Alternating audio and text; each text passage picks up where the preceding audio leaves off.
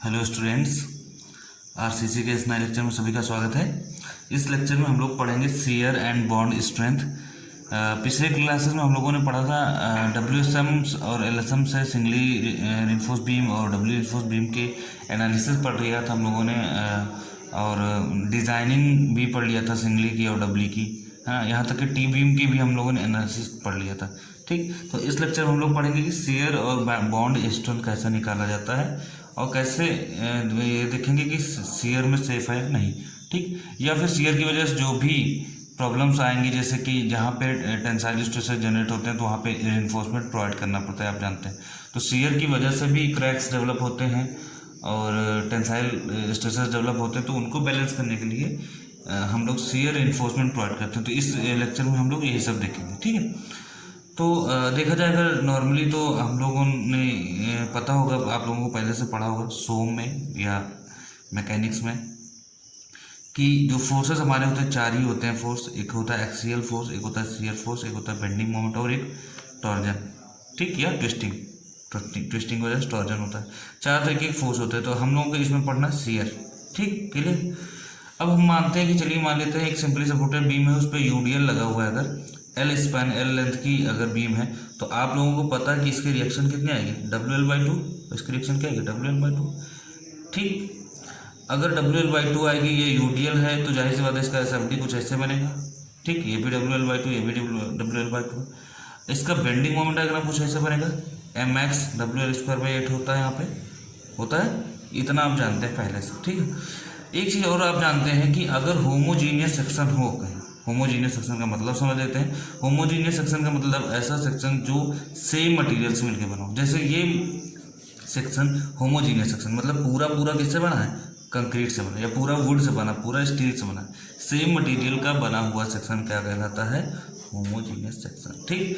अब जब homogeneous section के लिए हम लोग स्ट्रेंथ ऑफ मटेरियल में या मैकेनिक्स पढ़ते थे तो बेंडिंग स्ट्रेस कुछ ऐसा आता था, ठीक, डायग्राम्स का लीनियर। बेंडिंग स्ट्रेस में कौन सा स्ट्रेस होता है, याद है आप लोगों को, एक बेंडिंग की इक्वेशन निकलती थी, M/I = σ BY E/R, ये बेंडिंग की इक्वेशन होती है, ठीक।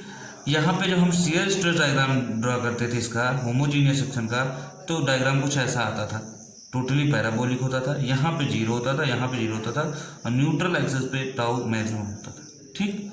अच्छा, इस केस में जो टाउ मैक्सिमम होता था वो 3/2 या 1.5 टाइम्स ऑफ टाउ एवरेज होता था, ठीक है। टाउ एवरेज होता था, टाउ एवरेज, ठीक, टाउ एवरेज का टाउ मैक्स जो है वो 1.5 या 3/2 टाइम्स होता था, ठीक है।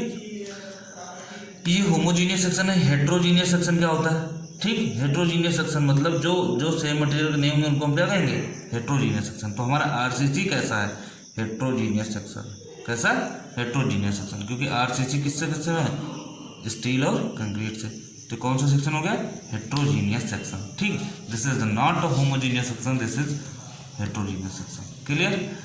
तो हेट्रोजीनियस सेक्शन में ऐसा तो नहीं बनेगा शियर स्ट्रेस डायग्राम। तो देखते हैं बनता कैसे शियर स्ट्रेस डायग्राम। यहाँ पे आरसीसी सेक्शन है, हेट्रोजीनियस सेक्शन, यहाँ पे ऊपर क्या है, कंक्रीट है, ठीक, और ये नीचे क्या है, स्टील है, ठीक। ये मान लीजिए आपका बी है या डी है, ये तो आप जानते हैं सिंगली बीम अभी हमने बनाया है रिइंफोर्समेंट का।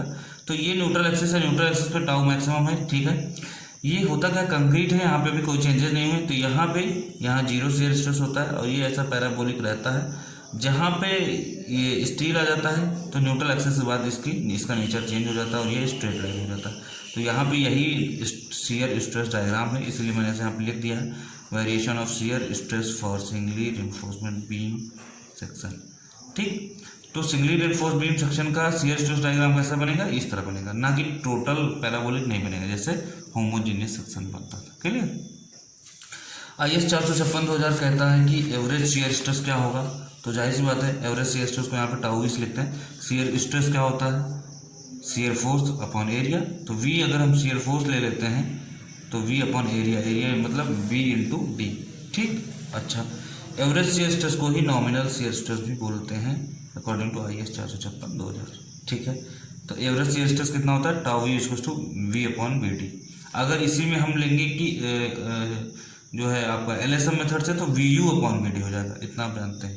वहाँ पे 1.5 से मल्टीप्लाई करेंगे, ठीक, शियर फोर्स में। एक्चुअल शियर स्ट्रेस क्या होता है, ये आप मैकेनिक्स से में पढ़ रखे हैं।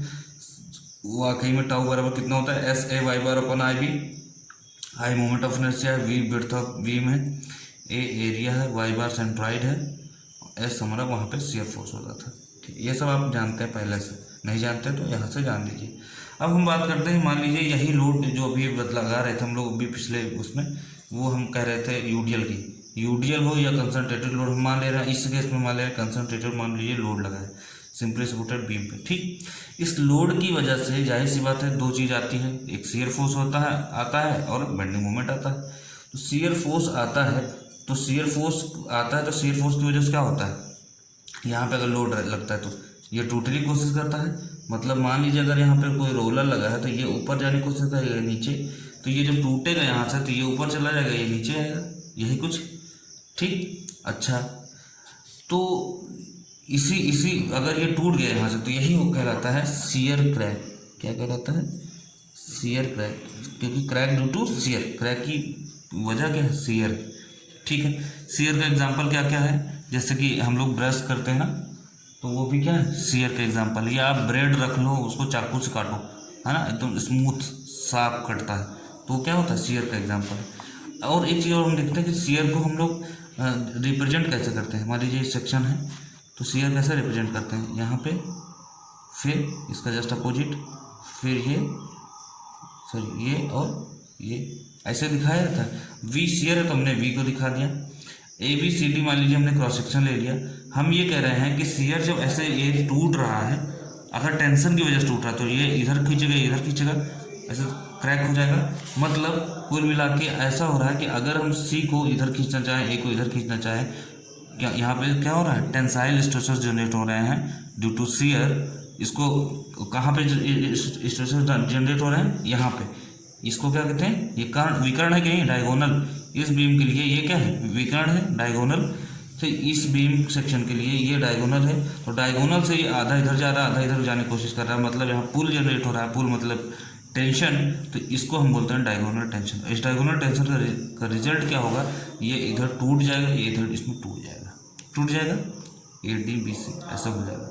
ठीक, तो कुल मिला के शियर की वजह से बीम में फेलियर आएगा, तो किसकी वजह से आएगा, due to shear in the form of diagonal tension. मतलब डायगोनल टेंशन की वजह से शियर है, शियर की वजह से, लेकिन डायगोनल शियर फेलियर दो तरीके का होता है, एक डायगोनल टेंशन की वजह से, डायगोनल कंप्रेशन की वजह से। मतलब एक तो टेंसाइल स्ट्रेसेस जनरेट होते हैं और दूसरा इस तरह के कंप्रेसिव स्ट्रेसेस जनरेट होते हैं, इस तरह के कंप्रेसिव स्ट्रेसेस जनरेट होते हैं। ठीक है, यहाँ देखिए इधर दबा रहा है, इधर कंप्रेस कर रहा है। ठीक, तो टेंसाइल शियर देखा जाए तो दो तरीके से, एक टेंसाइल स्ट्रेसेस जनरेट होते हैं, दूसरा कंप्रेसिव स्ट्रेसेस। कहाँ पे लगते हैं, डायगोनल, तो हम बोल दिए डायगोनल टेंशन और डायगोनल कंप्रेशन। ठीक है, अब बात आती है कि आरसीसी बीम क्या करती है, कंक्रीट कंप्रेसिव, तो भाई कंक्रीट क्या है, कंप्रेशन झेल लेती है, कंक्रीट कंप्रेशन तो झेल लेती है। तो क्रैक किसकी वजह से होगा, टेंसाइल स्ट्रेसेस की वजह से होगा। तो शियर क्रैक्स, इंक्लाइंड क्रैक्स कह सकते हैं हमें, ये विकर्ण वाला डायगोनल क्रैक्स में इंक्लाइंड क्रैक्स कह सकते हैं। कितने डिग्री पे ज़्यादातर आता है, 45 डिग्री पे, ज़्यादातर 45 डिग्री पे आता है, या फिर 135 डिग्री पे, लेकिन ज़्यादातर जनरली 45 डिग्री पे आता है। इसलिए मैंने यहाँ पे लिख दिया है cracks at the 45 degree from any plane. ठीक, और 45 डिग्री फ्रॉम एनी प्लेन आपने 100 में पढ़ा होगा कि किसी भी प्लेन से 45 डिग्री वाला प्लेन क्या कहलाता है, प्रिंसिपल प्लेन कहलाता है। उस पर लगने वाले स्ट्रेसेस क्या कहलाते हैं, बोलिए, प्रिंसिपल स्ट्रेसेस। शियर स्ट्रेसेस वहाँ पे क्या होते हैं, जीरो होते हैं। ऐसा प्लेन जहाँ पे शियर स्ट्रेस जीरो हो प्रिंसिपल प्लेन होता है। ये सब आपने पढ़ा था। तो इसी चीज़ को मैं फिर से लिखना चाह रहा हूँ कि बीम में क्रैक्स डेवलप होंगे ड्यू टू डायगोनल टेंशन और डायगोनल कंप्रेशन, या कह सकते हैं ड्यू टू शियर। अभी मैंने बताया शियर दोनों। ठीक, अब बात आती है, लेकिन जनरली क्योंकि कंप्रेशन में इसलिए नहीं फेल होता है, आरसीसी बीम कंप्रेशन में इसलिए फेल नहीं होता क्योंकि आपको पता है कंक्रीट कंप्रेशन में स्ट्रांग होता है। कंक्रीट किस में स्ट्रांग नहीं होता है, टेंशन में। इसलिए बीम क्रैक्ट होती है ड्यू टू डायगोनल टेंशन। जब डायगोनल टेंशन होगी तो जाहिर सी बात आपको टेंशन को बैलेंस करने के लिए कि क्रैक्स ना हो, हम लोग क्या प्रोवाइड करते हैं, स्टील प्रोवाइड करते हैं। ठीक, तो अभी तक हमको क्या कर रहे थे कि आपका कंप्रेशन जो टेंशन जो नीचे होता था तो हम स्टील प्रोवाइड करते थे, लेकिन अब अगर हम शियर को कॉन्सेप्ट को लेके चलेंगे कि ड्यू टू शियर हमारा कितना फेलियर हो रहा है, तो due to shear diagonal tension की वजह से फेलियर होगा, क्रैक्स आएंगे, उन क्रैक्स ना हो पाए इसलिए हम क्या करते हैं, स्टील लगाते हैं। और उसी स्टील को, उसी जो रेनफोर्समेंट करते हैं उसी को हम क्या कहते हैं, शियर रेनफोर्समेंट। कुल मिला के हमें पढ़ना शियर रेनफोर्समेंट के बारे में। ये पूरा बैकग्राउंड था कि शियर रेनफोर्समेंट कहते क्यों लगाएंगे, क्यों प्रोवाइड करेंगे। ठीक, तो अब हम लोग पढ़ते हैं शियर रेनफोर्समेंट के बारे में। ठीक है, अब हम लोग पढ़ते हैं शियर रेनफोर्समेंट के बारे में। जाहिर सी बात है, शियर रेनफोर्समेंट के बारे में अगर पढ़ेंगे तो कंक्रीट क्या है, कंक्रीट कंप्रेशन में स्ट्रांग होता है। ठीक, तो इसकी पहले हम देखते हैं कि कंक्रीट की स्ट्रेंथ कितनी होती है, शियर स्ट्रेंथ। तो कंक्रीट की सेल्फ शियर स्ट्रेंथ जो है, अगर हमने मान लिया कि इसकी सेल्फ शियर स्ट्रेंथ टाउ, भाई टाउ क्या शियर स्ट्रेस होता है। ठीक, टाउ को शियर स्ट्रेस ही लिखते हैं, सी मतलब कंक्रीट। तो शियर स्ट्रेंथ ऑफ कंक्रीट या शियर स्ट्रेस ऑफ कंक्रीट अगर टाउ सी है, ठीक, और if concrete is capable to external shear, अगर एक्सटर्नल शियर वो झेल ले जा रहा है, ध्यान से सुनिएगा कि शियर रेनफोर्समेंट की जरूरत कहाँ पड़ेगी, अगर वो झेल ले गया तो शियर रेनफोर्समेंट की जरूरत नहीं पड़ेगी, no shear reinforcement is required. अगर वो नहीं झेल पाए तो जाहिर सी बात क्रैक हो जाएंगे, तो क्रैक ना होने के लिए हम क्या अप्लाई करेंगे, शियर रेनफोर्समेंट। ठीक, तो शियर रेनफोर्समेंट लगाएंगे। यहाँ तक समझ में आ गया। अब हम देखते हैं कि विदाउट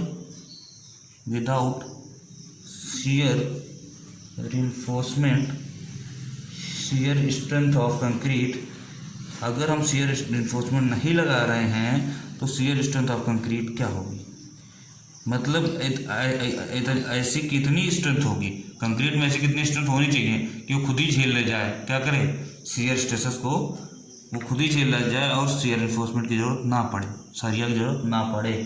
ठीक है, तो कितनी होनी चाहिए, shear strength of concrete will be combined of,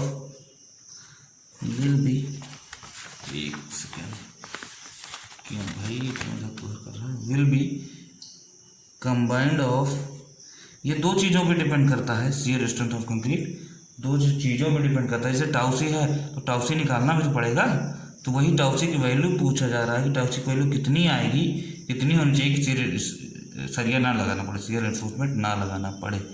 ठीक, ये भी तो पता होना चाहिए, अगर उससे ज़्यादा हो जाएगा तो सरिया लगाना पड़ेगा। तो इस किस पे डिपेंड करता है, कंबाइंड ऑफ, किस पे डिपेंड करता है, एक तो ग्रेड ऑफ कंक्रीट पे डिपेंड करता है, grade of concrete, grade of concrete मतलब आप समझते हैं, वो अब तो पुरानी बात हो गई, आप समझते हैं M5, M10, M15, M20, समझ रहे हैं, यही तो है ग्रेड ऑफ कंक्रीट। ठीक, और किस पे डिपेंड करता है, परसेंटेज ऑफ स्टील पे या परसेंटेज ऑफ टेंसाइल रेनफोर्समेंट। ठीक, या कह सकते हैं इसी को परसेंटेज ऑफ स्टील, EST। ठीक, या इसी को हम लिखते हैं percentage of P for percentage. ठीक, क्लियर। अब बात ये आती है कि आएगा कहाँ से, एक तो इस पर डिपेंड करता है, इस पर डिपेंड करता है, हमें निकालना क्या है, टाउसी निकालना। ठीक, ओके, टाउसी निकालना है। अब एक चीज़ और बता दें, अभी तक आज तक हमने अभी सिंगली में भी बताना चाहिए था, डबली में भी बताना चाहिए था, जानबूझ के हमने इस कॉन्सेप्ट को नहीं बताया तभी कि यहाँ यूज होगा तो यही बता देंगे, परसेंटेज ऑफ स्टील। ठीक है, जिसको हम P से लिखते हैं, स्मॉल p से। ठीक है, ये होता है हमारा AST अपॉन BD इंटू 100। कितना होता है, AST अपॉन BD इंटू 100 होता है। क्यों इतना होता है, देखिए ये टोटल एरिया है, AST area of steel, percentage of steel का मतलब कि पूरे स्टील में से, है ना, पूरे एरिया में से स्टील का परसेंटेज कितना है। तो जाहिर सी बात है कि हमारा जो AST है पूरा एरिया है, एरिया ऑफ स्टील, और डिवाइडेड बाई अगर B into D area of cross section से डिवाइड कर दें, इंटू 100 कर देंगे, परसेंटेज ऑफ स्टील नहीं आ जाएगा। तो परसेंटेज ऑफ स्टील कहीं भी निकालने के लिए आए तो आप यही फार्मूला लगाएंगे। ठीक, तो इस पर डिपेंड करता है grade of concrete M5, M6, इस पर डिपेंड करता है किसके, टाउसी की वैल्यू। होता क्या है, टाउसी की वैल्यू दिया रहता है कोड में, टाउसी की वैल्यू के लिए टाउसी की टेबल दी होती है, टाउसी की टेबल दी होती है किस कहाँ पे IS 456/2000 में बोर्ड में दिया होता है। ठीक, दिया होता है, क्या क्या दिया होता है, यही दो चीज़ दी होंगी, एक तो परसेंटेज ऑफ टेंसाइल एनफोर्समेंट या परसेंटेज ऑफ स्टील, ठीक है, P दिया रहता है एक टेबल में, और दूसरे टेबल में दिया रहता है ऐसे M10, M20, M25 ऐसा दिया रहता है, M20, M25, ठीक, ये सब दिया रहता है। इसकी वैल्यूज दी होती है अपने आप ही, टेबल में दिया रहेगा, आपको निकालना है कुछ चीज़ें, ठीक है। तो मान लीजिए फॉर एग्जांपल ये दिया है 0.15%, ठीक, 0.25%, 0.35%, ठीक। इधर आपका दिया है 0.18, ये एग्जैक्ट इतना ही नहीं पता, हम ऐसे ले रहे हैं फॉर एग्जांपल करके, इधर देख लीजिए फॉर एग्जांपल, ठीक। यहाँ पे हमने ले लिया 0.14, 0.23, 0.31 ऐसे ले लिया, ठीक है, ऐसे दिया हुआ है, आपका टेबल दिया हुआ है एग्जाम कोड में। आपने क्वेश्चन आपको कुछ दिया हुआ है मान लीजिए, और आपने जो है मान लीजिए निकाला, कितना आ गया, परसेंटेज ऑफ स्टील जो है आपका मान लीजिए स्मॉल p बराबर आ गया 0.20, मतलब कितना आ गया 0.2%, 0.20% आ गया। अब एक बात बताइए, 0.20% आपने किससे निकाला, ST/BD करके निकाल लिया, ठीक है, ये इतना निकाल लिया, और आपको क्वेश्चन में दिया है मान लीजिए M25, ठीक। तो दो चीज़ों पे टाउसी डिपेंड करता है, एक इस पे एक इस पे, देखते हैं 0.20 कहाँ आएगा, इन दोनों के बीच में आएगा 0.20%, इसके दोनों बीच में आएगा। और M25 की बात करें, मतलब ये कॉलम हमें नहीं दिखना, ये वाला कॉलम दिखना है, मतलब टाउसी इन दोनों के बीच होगा। ये टाउसी की वैल्यू दी हुई है, क्या दिया है 0.15%, जब स्टील का परसेंटेज होगा और M25 होगा तो टाउसी की वैल्यू होगी 0.14, M20 होगा तो 0.18, मतलब ये सब हैं वो टाउसी की वैल्यू ही। अगर इन दोनों के बीच में वैल्यू लाई करती है, जैसे मान लीजिए 0.20, तो यहाँ पे इन दोनों के बीच में ही टाउसी की वैल्यू आएगी, जाहिर सी बात है। तो इसको हम कैसे निकालेंगे, याद करिए LSM से हमने जब FSC निकाला था, LSM में है ना, हम लोग सॉल्व कर रहे थे डब्ल्यू रिइंफोर्स्ड बीम में, वो भी LSM से, तो देखा होगा FSC निकाले थे, तो FSC जैसे निकाला था वैसे ही हम लोग यहाँ पे निकालेंगे। कैसे निकालेंगे टाउसी की वैल्यू, ध्यान से देखिएगा, टाउसी की वैल्यू हम लोग कैसे निकालेंगे, 0.25 है, माइनस इतना कर देते हैं, 0.25 माइनस 0.15, ऊपर वाले को माइनस किया, अपॉन इसके लिए निकालना है 0.20 माइनस 0.15 कर देते हैं, जिसके लिए निकालना है, इज इक्वस टू, इधर करते हैं 0.23 माइनस 0.14 डिवाइडेड बाई किसका लिए निकालना है, टाउसी माइनस 0.14, ठीक। ऐसे हम लोग करके टाउसी की वैल्यू क्या करेंगे, निकाल लेंगे, क्या कर लेंगे, टाउसी की वैल्यू हम लोग निकाल लेंगे, ठीक है। जब यहाँ से टाउसी की वैल्यू हम लोग निकाल लेंगे, ठीक, क्लियर, टाउसी आ जाएगा, तो आपको तो पता है कि VC क्या आएगा, VC मतलब ये टाउसी क्या, शियर स्ट्रेस है। अगर हम शियर फोर्स की बात करें, VC की बात करें, या FC की बात कर सकते हैं, FC भी कह सकते हैं इसको, VC की बात करें तो क्या होगा, टाउसी इंटू एरिया, ये तो होगा टाउसी इंटू एरिया। तो टाउसी की जो भी वैल्यू आएगी वो रख दीजिएगा, इंटू B इंटू D, यहाँ से VC आ जाएगा आपका, ठीक, क्लियर, यहाँ से VC आ जाएगा, शियर फोर्स आ जाएगा, ठीक। हम क्या निकालना चाह रहे थे, टाउसी यहाँ से निकल भी आएगा, ठीक। अगर टाउसी निकल आएगा तो VC भी निकल आएगा, किसी स्ट्रेस इतना है तो शियर फोर्स। अब हम ये देखेंगे कि हमारी जो बीम है वो शियर स्ट्रेस जो आ रहा है, जो टेबल से निकल के, है ना, जो परसेंटेज ऑफ स्टील और M25 पर डिपेंड करता है, इसके थ्रू आ रहा है, क्या वो अकेले कैपेबल है क्या झेलने के लिए, शियर क्रैक्स को, हाँ, या डायगोनल टेंशन को झेलने के लिए क्या कैपेबल है। अगर नहीं कैपेबल है तो शियर रिइंफोर्समेंट जरूरत पड़ेगी, अगर कैपेबल है तो नो शियर रिइंफोर्समेंट, ठीक। अच्छा, अब ये देखना है कि कैपेबल है या नहीं, ठीक। तो कैपेबल है या नहीं ये भी देख लेते हैं। उसको देखने के लिए नाउ, एक मिनट, ये तो बेकार ही हो जा रहा भाई। उसको देखने के लिए एक तो आपका इक्वेशन नंबर मान लीजिए ये है। नाउ जैसे हम लोग याद करिए एक्स से और एक्स जो है एक्स यू एक्स मैक्स को, एक्स यू लिम को, एक्स यू मैक्स को, या एम यू या एम बेंडिंग मोमेंट मैक्सिमम को जब क्या करते थे, कंपेयर करते थे, तो ये देखते थे कि हमारी अगर ज़्यादा होती थी तो डब्ल्यू भी बनाते थे, है ना, मोमेंट आपका बेंडिंग मोमेंट, है ना।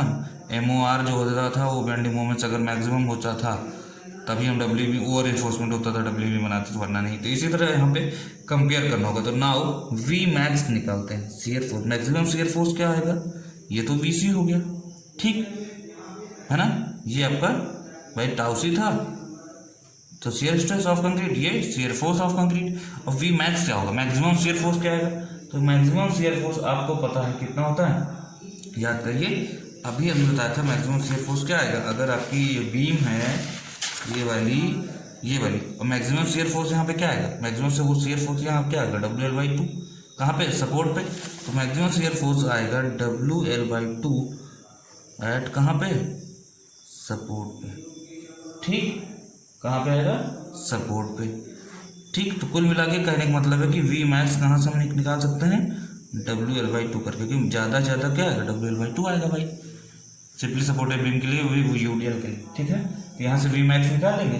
वी मैक्स निकालने के बाद अब हम कंपेयर करेंगे कि इफ़, ध्यान से सुनिएगा, अब यहाँ पे मेन कंसेप्ट है, इफ़ वीसी, जो ये वीसी निकला है ना, अब वी मैक्स अगर मैक्सिमम शियर फोर्स जितना है उसको भी झेल ले जाए, उससे ज़्यादा हमारा शियर फोर्स आ रहा है ना, वीसी जो आ रहा है कंक्रीट का जो शियर फोर्स आ रहा है, अगर वो वी मैक्स जो हमारा शियर फोर्स आ रहा है WL/2 इससे ज़्यादा, मतलब अगर ये 5 किलो न्यूटन आ रहा है और ये 15 है, तो जो 15 जो ऑलरेडी 15 वो 5 तो झेल ही ले जाएगा, जाहिर सी बात है, ठीक। जो 15 झेलने की ताकत रखता है तो 5 झेल ही ले जाएगा, जाहिर सी बात है। तो वीसी इज ग्रेटर देन, अगर वी मैक्स हुआ तो नो शियर इन्फोर्समेंट, क्या, नो शियर इन्फोर्समेंट, कोई भी शियर इन्फोर्समेंट की जरूरत नहीं पड़ेगी, ये फॉर्मूला कहता है। लेकिन बट यहाँ पे मैं इससे लिख देता हूँ, but minimum shear enforcement, but minimum shear reinforcement is required, formula तो कहता है कि कोई शेयर इन्फोर्समेंट जो होते हैं, लेकिन मिनिमम थोड़ा सा शेयर इन्फोर्समेंट की जरूरत पड़ेगी।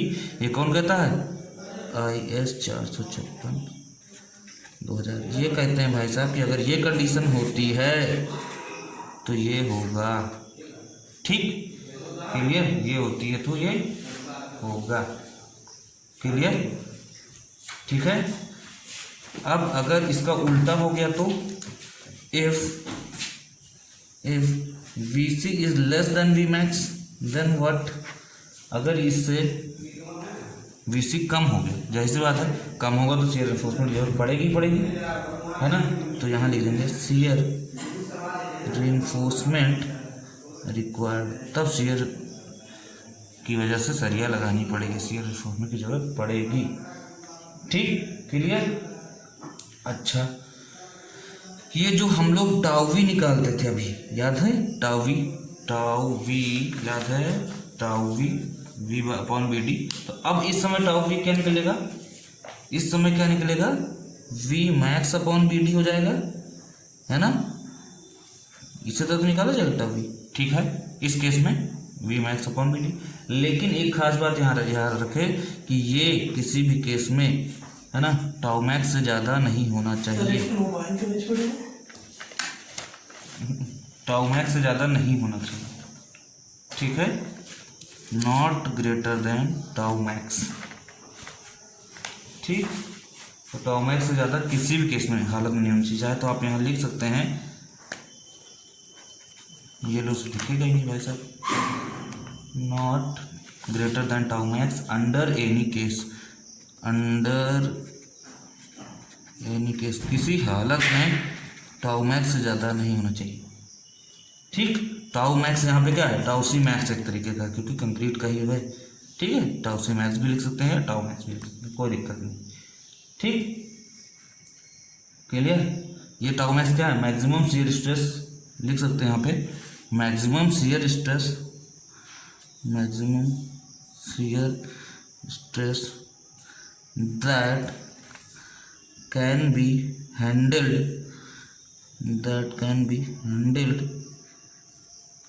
With the shear enforcement. मतलब जो शियर इन्फोर्समेंट के थ्रू जितना मैक्सिमम शियर से झेला जा सकता है वही है, इसलिए इससे ज़्यादा तो नहीं होना चाहिए, नहीं तो वो भी नहीं झेल पाएगा। ठीक है, और टाउ सी मैक्स की वैल्यू कहाँ दी रहती है, ये दिया कहाँ रहता है, एक मिनट, रेड पेन, ये दिया कहाँ रहता है, IS 456 2000 में गिवन होता है। ठीक है, तो टाउ सी मैक्स की वैल्यू यहाँ गिवन होता है। ठीक, ओके। नेक्स्ट हम लोग देखते हैं कि ये सब तो चलो ठीक है ना, कि कब हो लगेगा शियर इन्फोर्समेंट, कब नहीं लगेगा, कब लगेगा शियर इन्फोर्समेंट और कब नहीं लगेगा, ये सब तो हम लोगों ने पढ़ लिया। ठीक, अच्छा, अब एक चीज़ और, ये जो अभी हमने पढ़ा कि tau VC is less then V max, है ना। ठीक है, इसी को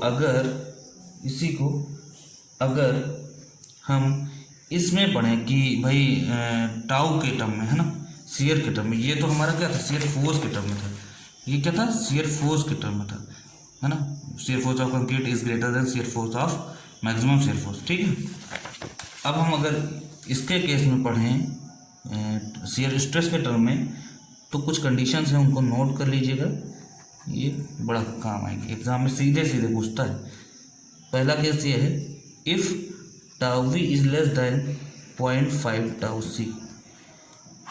ठीक, if tau we is less than 0.5 tau c then no shear enforcement to be provided, then no shear enforcement provided.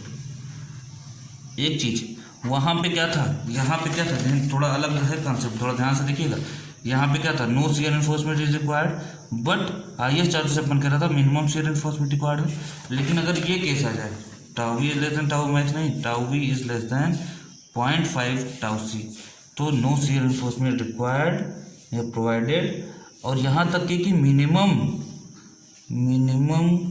Shear enforcement also not provided, also not needed कह सकते हैं, प्रोवाइडेड कर सकते हैं, मतलब उसकी भी ज़रूरत नहीं पड़ेगी, मिनिमम रिइंफोर्समेंट की भी ज़रूरत नहीं पड़ेगी। क्लियर।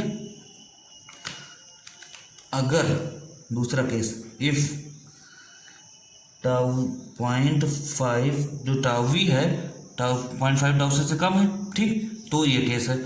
अगर टाउ वी 0.5 टाउ से या टाउ से के बीच में हो, तो मतलब कुछ ऐसी कहानी हो जाए कि टाउ वी इन दोनों के बीच में लाई करे, टाउ सी के और 0.5 टाउ सी के, टाउ सी या टाउ सी बाई 2 कह सकते हैं इसको, उसके दोनों में के बीच में लाई करे, तो क्या होगा, minimum shear reinforcement is required, minimum shear enforcement provided, तब इतना प्रोवाइड किया जाएगा।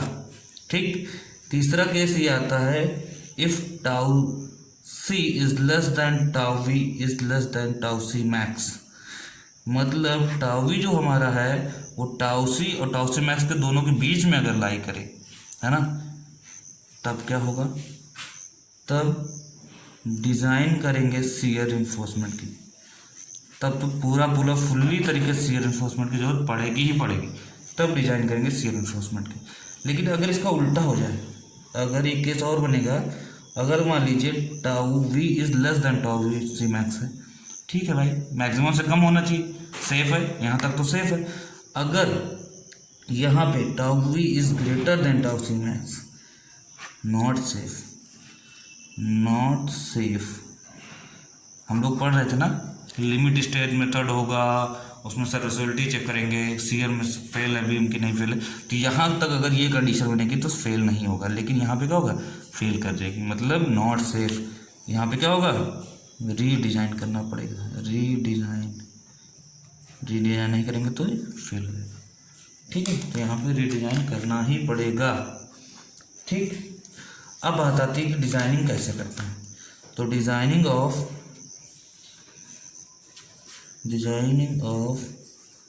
शियर इन्फोर्समेंट, ठीक है, डिजाइनिंग ऑफ शियर रेनफोर्समेंट पढ़ते हैं भाई। पहली बात, पहला स्टेप वाइज है, ज़्यादा मतलब झाम नहीं, इसमें बहुत इजी है। क्या है, सबसे पहले तो हम वी मैक्स निकालेंगे। वी मैक्स कैसे आएगा, मैक्सिमम शियर फोर्स इसको हम बोलते हैं। मैक्सिमम शियर फोर्स कैसे आएगा बोलिए, जो हमारा WL/2 होगा। अगर LSM से है तो क्या हो जाएगा, 1.5 इंटू WL/2, यही तो होगा। ठीक, दूसरा स्टेप टाउ वी निकालेंगे। ठीक, टाउ वी निकालेंगे, कैसे आएगा, वी मैक्स अपॉन, अभी बताया था, VD निकालेंगे। ठीक, जो वी मैक्स आ गया इसको रख देंगे यहाँ पे अपॉन एरिया। ठीक, शियर स्ट्रेस आ जाएगा। लेकिन एक चीज़ ध्यान रखेंगे कि ये टाउ सी मैक्स से ज़्यादा ना हो भाई साहब। अगर ज़्यादा हो जाएगा, ध्यान सुन लो, अगर ज़्यादा हो जाएगा ये वाली कंडीशन बन जाएगी, अगर ज़्यादा हो गया तो रीडिजाइन। इसीलिए कहा जाता है बार बार कि नॉट ग्रेटर देन, यहाँ बोला जाता है नॉट ग्रेटर देन, क्योंकि अगर ये ग्रेटर देन हो गया तो क्या हो जाएगा, रीडिजाइन करने में सेफ नहीं होगा। तो ये ज़्यादा नहीं होना चाहिए। ठीक, और अगर हुआ, if tau we is greater than tau C max, then redesign. ठीक, तब रीडिजाइन करना पड़ेगा। तीसरी चीज़, अगर यहाँ तक सेफ आई, मतलब इससे ज़्यादा नहीं आई, ठीक, तो तीसरा काम हम क्या करेंगे, VC निकालेंगे। भाई टाउ वी निकल चुका है तो VC नहीं निकल सकता। VC कैसे निकलेगा, याद करो, अभी कराया था VC टाउ सी इंटू VD। अब टाउ सी कैसे निकालेंगे, वही पुरानी चीज़, परसेंटेज ऑफ स्टील होना चाहिए, हाँ, M होना चाहिए, तो टाउ सी निकलेगा। तो VC बराबर टाउ सी इंटू VD, ये निकालेंगे। तीसरा स्टेप आराम से कर सकते हैं आप।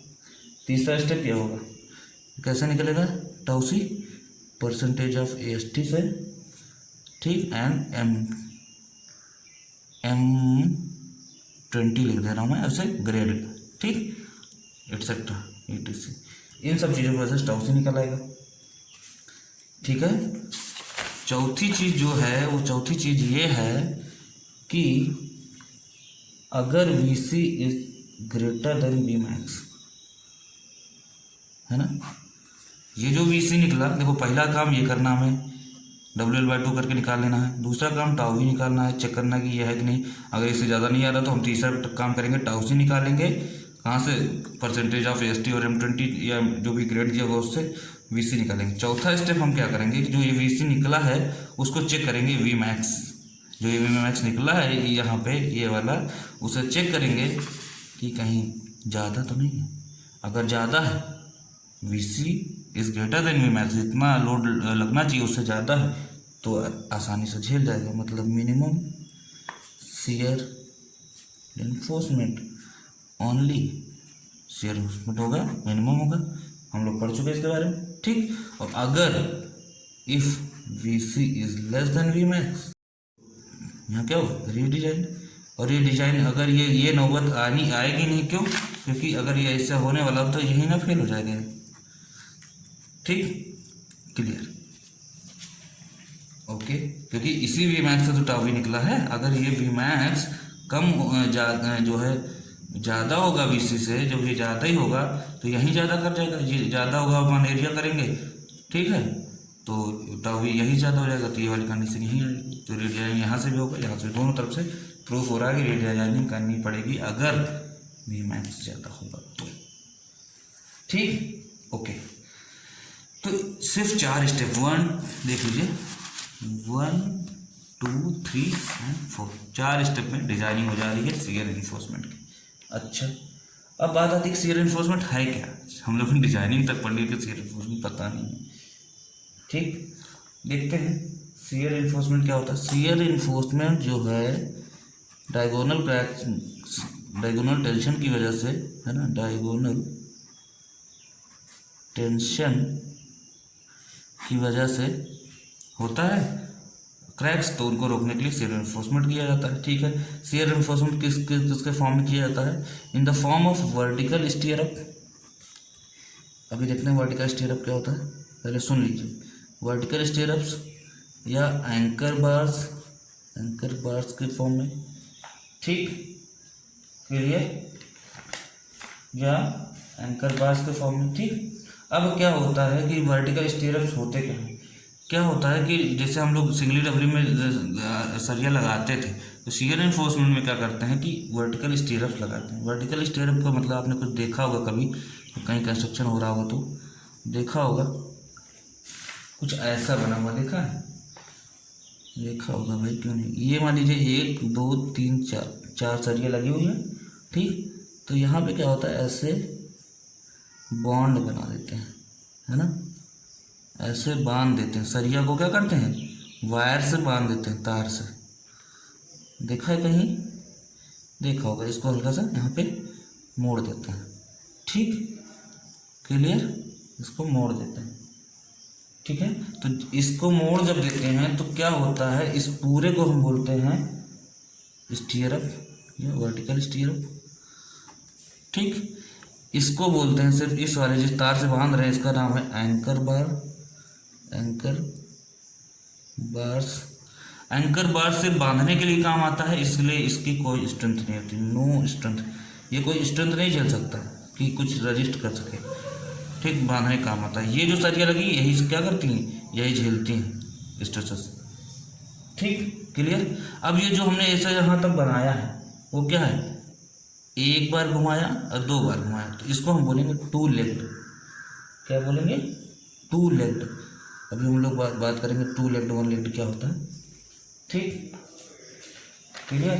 तो वर्टिकल स्टीयरअप जो बनाए जाते हैं, वर्टिकल स्टीयरअप, ये जो स्टीयरअप पूरा बनाया गया है, ठीक, वो स्टीयरअप बनाए जाते हैं। किसके बनाए जाते हैं वर्टिकल स्टीयरअप, नोट कर लीजिएगा, 5 mm से लेके 12 mm डायमीटर बार्स के स्टीयरअप प्रोवाइड कराए जाते हैं। इतने mm बार्स के 5 mm से 12 mm बार के स्टीयरअप प्रोवाइड कराए जाते हैं। ये रेक्टेंगुलर रिंग होती हैं स्टीयरअप में, ही जो होते हैं वो क्या होते हैं, रेक्टेंगुलर रिंग होते हैं। छल्ले देखा होगा, अरे जो पूरी जो ऐसे बीम होती है, ठीक है, आपने देखा होगा, नहीं देखा होगा तो देख लीजिए, ऐसे कुछ करके होता है। अब ये 3D बना होता तो और बढ़िया होता। कैसे बना है भाई,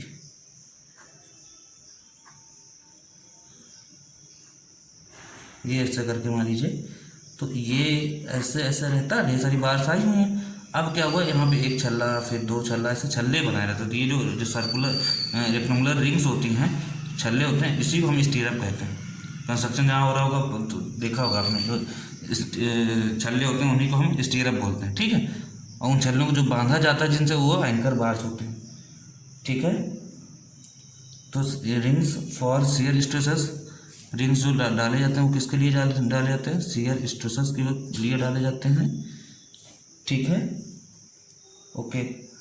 जो एंकर बार जो बांधने वाला काम होता है, जो बांधते हैं, वो किस mm के सरिया से बांधते हैं, एंकर बार्स बांधे जाते हैं 8 mm से 12 mm, 8 mm या 12 mm के सरिया से बांधे जाते हैं।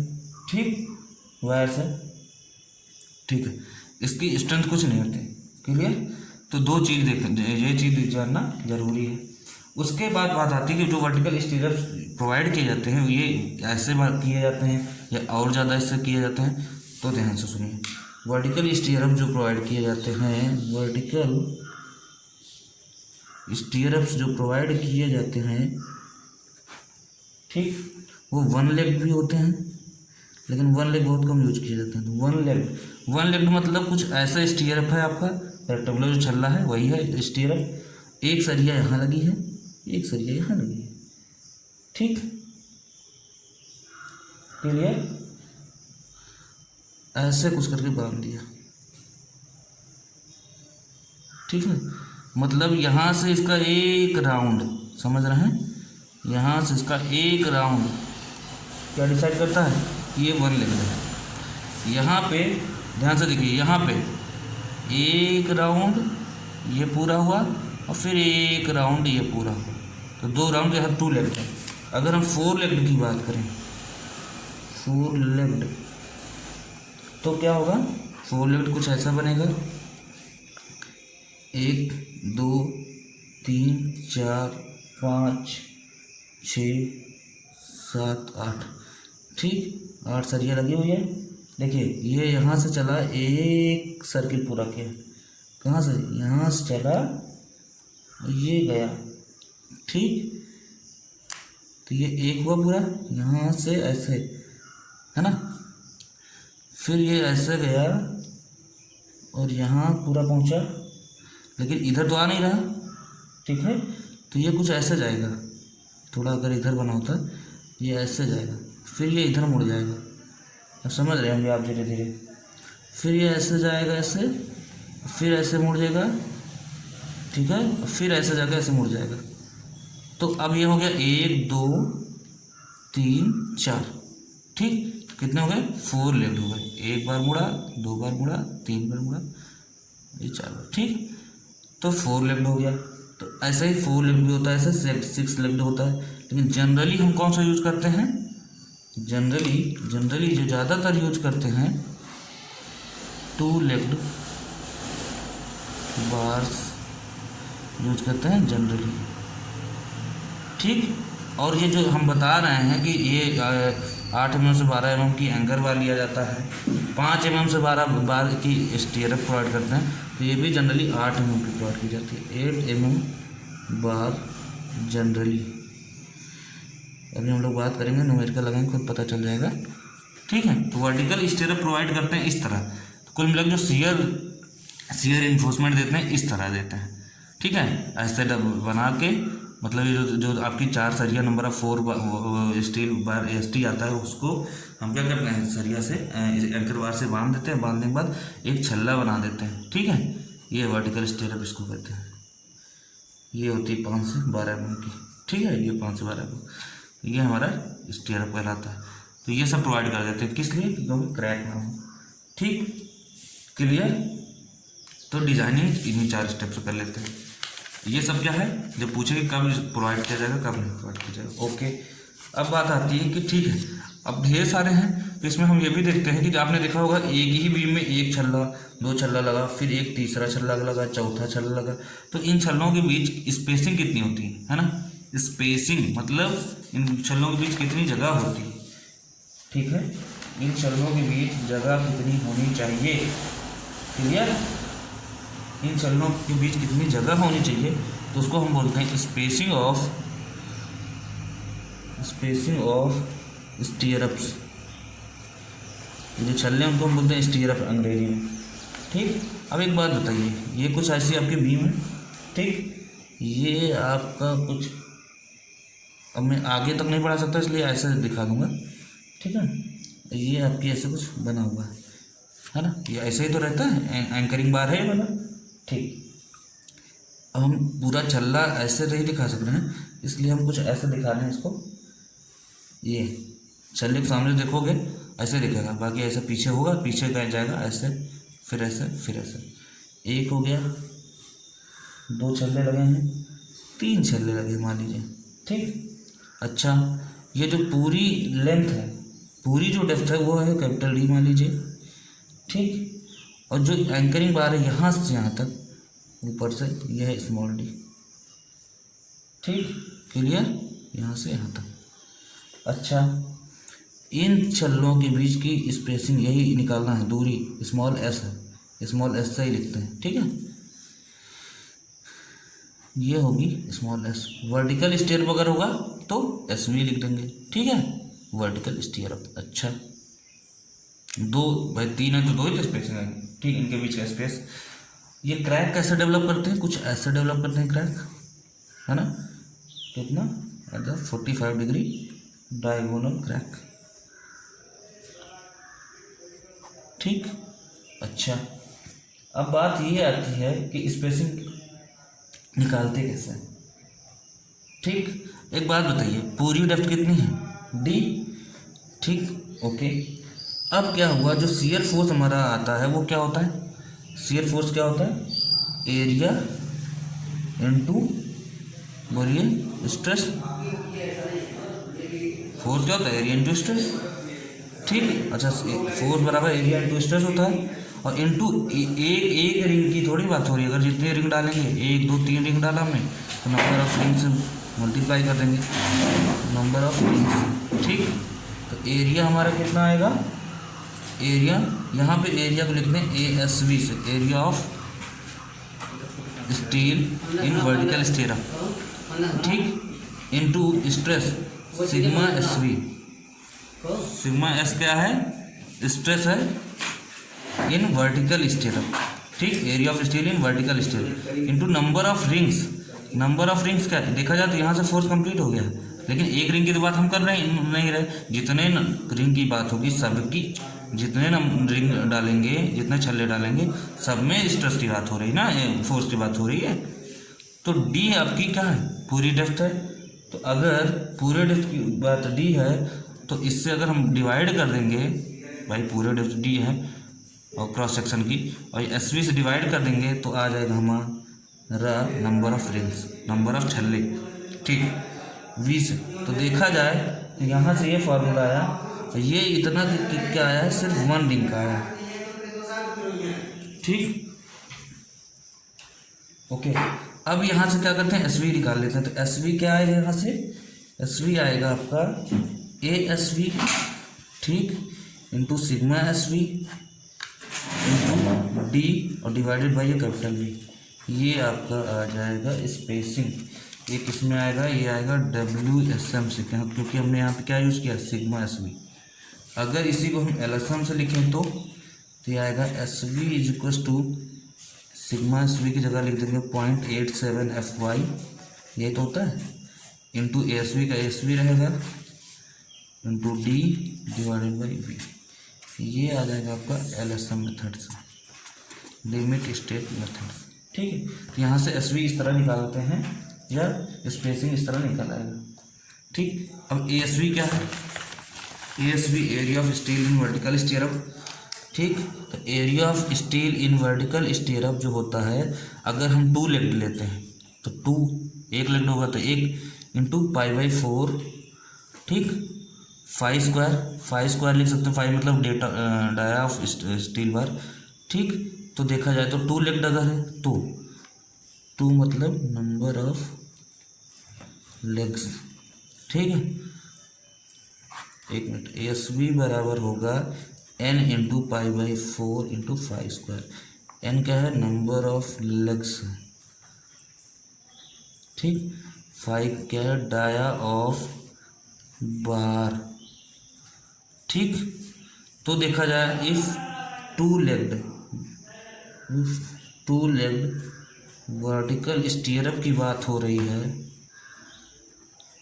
तो हम ASV निकालेंगे 2 इंटू π/4 इंटू 5 स्क्वायर।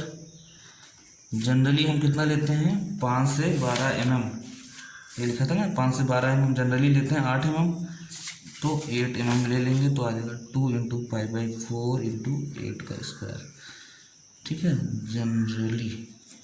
तो ये हो जाएगा आपका ASV, यहाँ से निकल आएगा सिग्मा SV, ये आ जाएगा, ठीक। तो यहाँ से इस तरह आ जाएगा, ठीक है। हाँ, अगर एक केस ऐसा आ गया, मान लीजिए if VC is less then Vmax, अब Vmax अगर ज़्यादा हो गया, ठीक, रीडिजाइनिंग करना पड़ेगा।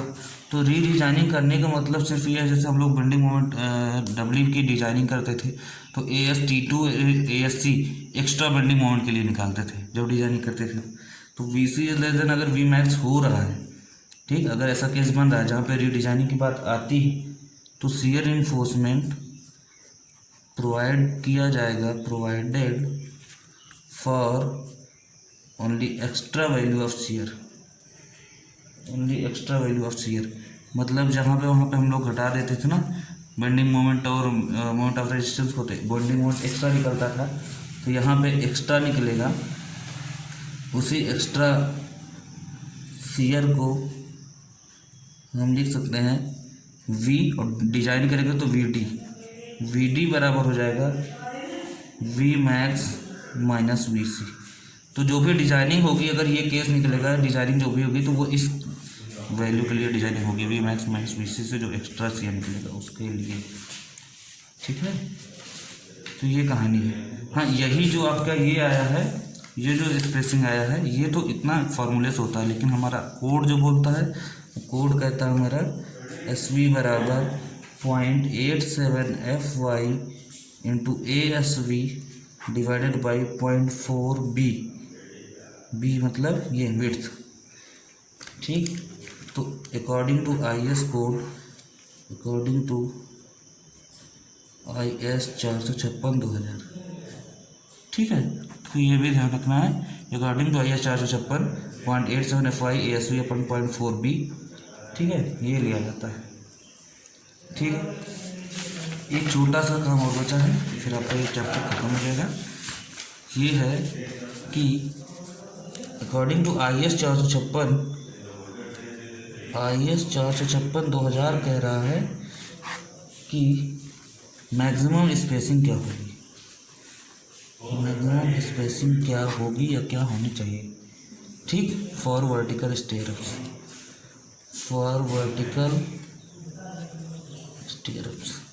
ठीक, यहाँ पे इन्होंने 3 केस दिया है। नंबर 1 दिया है कि या तो स्पेसिंग आपकी 0.75 D होनी चाहिए, या आपकी स्पेसिंग जो अभी निकाला था 0.87 FY ASV फार्मूले से इंटू 0.4 B। ठीक, ये होना चाहिए, इंटू तो डी रहेगा ही रहेगा। ठीक, या फिर SV मैक्सिमम स्पेसिंग जो है, जो SV मैक्स है, मैक्सिमम स्पेसिंग होनी चाहिए 300 mm। 300 mm से मैक्सिमम स्पेसिंग ज़्यादा नहीं होनी चाहिए। इन सब का मैक्सिमम लेंगे, मैक्सिमम ऑफ 3 वैल्यूज़। इससे जो वैल्यू आएगी, इससे जो वैल्यू होगी, इससे जो वैल्यू आएगी, ये 300, इनमें से तीनों वैल्यू से जो सबसे ज़्यादा मैक्सिमम वैल्यू होगी वही हमारा स्पेसिंग होगी, वही हमारा क्या होगी, स्पेसिंग। ठीक, तो ऐसे करके हमें डिज़ाइनिंग करना है शियर एनफोर्समेंट की। एक सवाल लेके करते हैं तो और अच्छे से क्लियर हो जाएगा। ठीक, न्यूमेरिकल ले लेते हैं। न्यूमेरिकल दिया है, विड्थ दिया है बीम की 250 mm, डी दिया है 500 mm। ठीक, AST दिया है आपका 3 बार्स दिए हैं 16 mm के। ठीक, वी मैक्स दिया 60 kN, 60 kN दिया है। SV निकालना मतलब स्पेसिंग निकालना। ASV भी दिया है 2 लेग 8 mm डाया बार, और बाई LSM निकालना है। M20 और FE 415 दिया हुआ। ठीक, तो देखते हैं कैसे कैलकुलेट होता है। कैलकुलेट करते हैं। सबसे पहला स्टेप क्या होगा कि वी मैक्स कितना दिया, वी मैक्स दिया 60 kN, वी मैक्स दिया है 60 kN। आपको पता है अगर LSM से निकालेंगे तो ये हो जाएगा VU मैक्स, यहाँ 1.5 से मल्टीप्लाई होगा, फैक्टर ऑफ सेफ्टी, ये कितना हो जाएगा 90 kN, है ना। यहाँ तक तो किसी कोई समस्या नहीं होनी चाहिए। फिर पहला स्टेप हो गया। दूसरा स्टेप हमने बताया था, ये आपका स्टेप वाला, ये पहला स्टेप वी मैक्स। ठीक, यहाँ पे ऑलरेडी गिवन है इसलिए W/2 नहीं करेंगे, 1.5 से मल्टीप्लाई करेंगे। दूसरा स्टेप है टाउ वी निकालना है। क्या होगा, V max by D D, V U max upon V D करेंगे, क्या आएगा 90 इंटू kN है, 1000 से मल्टीप्लाइड होगा 250 इंटू 500, क्या आएगा, ये आपका आएगा 0.72। ठीक, अब देखते हैं कि टाउ सी मैक्स क्या है। टाउ सी मैक्स टेबल से मिलेगा IS 456/2000 से। ठीक, ये M20 के लिए दिया हुआ है 1.8, ये दिया है 1.8 फॉर M20। ठीक, तो देखा जाए यहाँ पे तो ये टाउ सी मैक्स दिया 1.8 और टाउ वी की वैल्यू आई 0.72, मतलब कि here tau we is less than tau C max. ठीक, या लिख सकते हैं इसी को tau we is not greater than tau C max. यहाँ पे ओके हो गया। ठीक, आगे बढ़ सकते हैं नेक्स्ट स्टेप। नेक्स्ट स्टेप क्या है, वीसी निकालना है, वीसी। ठीक, थर्ड स्टेप है वीसी चाहिए टाउ सी इंटू बीडी, और टाउ सी के लिए चाहिए टाउ सी के लिए परसेंटेज ऑफ स्टील चाहिए, दो चीज़ चाहिए, परसेंटेज ऑफ स्टील। पी बराबर क्या है, S T upon B D होता है इंटू 100, रख देते हैं वैल्यू। कितना दिया है, 3 इंटू π/4 इंटू 16 का स्क्वायर अपॉन 250 इंटू 500 इंटू 100, ये आ रहा आपका 0.482% आया स्टील। ठीक, अब फिर जाएंगे कोड पे जाएंगे तो कोड में जो है ये तो percentage of steel, P percentage of steel दिया है 0.482% एंड M20 यूज़ करेंगे, दोनों का यूज़ करेंगे तो डेटा मिलेगा। डेटा से हम निकालेंगे 0.50 minus 0.40 divided by 0.482 minus 0.40 is equal to 0.30। Table से आप वैसे ही माइनस करके टाउ सी की वैल्यू निकालेंगे, टाउ सी माइनस 0.27, यहाँ से टाउ सी की वैल्यू आ जाएगी 0.2946, टाउ सी की वैल्यू आ जाएगी।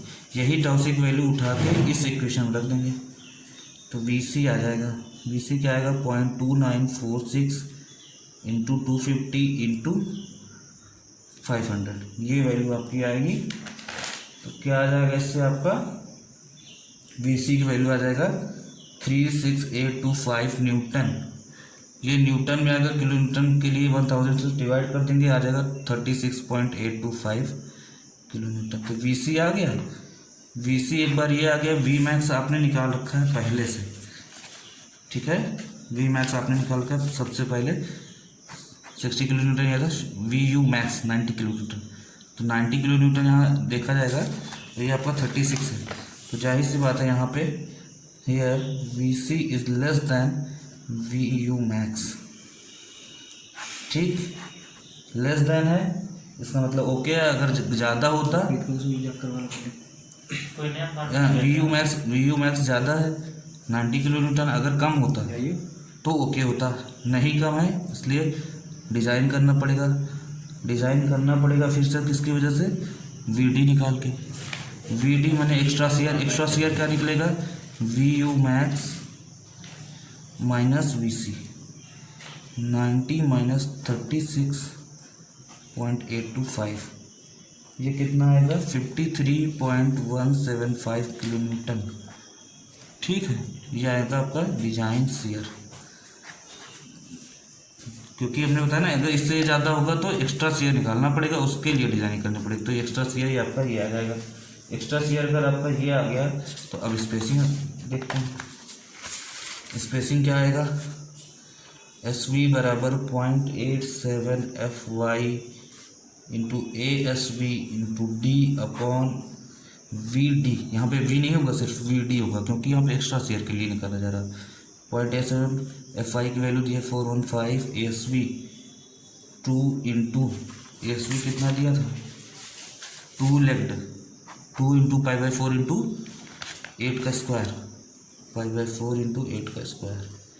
ठीक, इंटू डी दिया है 500 divided by extra value I है आपकी शेयर की ही, extra value of I share की 53.175 किलो न्यूटन, 53.175 इंटू 10⁻3।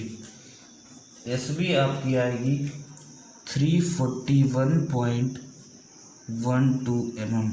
ठीक है, तो ये आपकी स्पेसिंग आ गई। यही आपको एग्जाम में आपको यही क्वेश्चन में निकालना था, यही आपका आंसर है।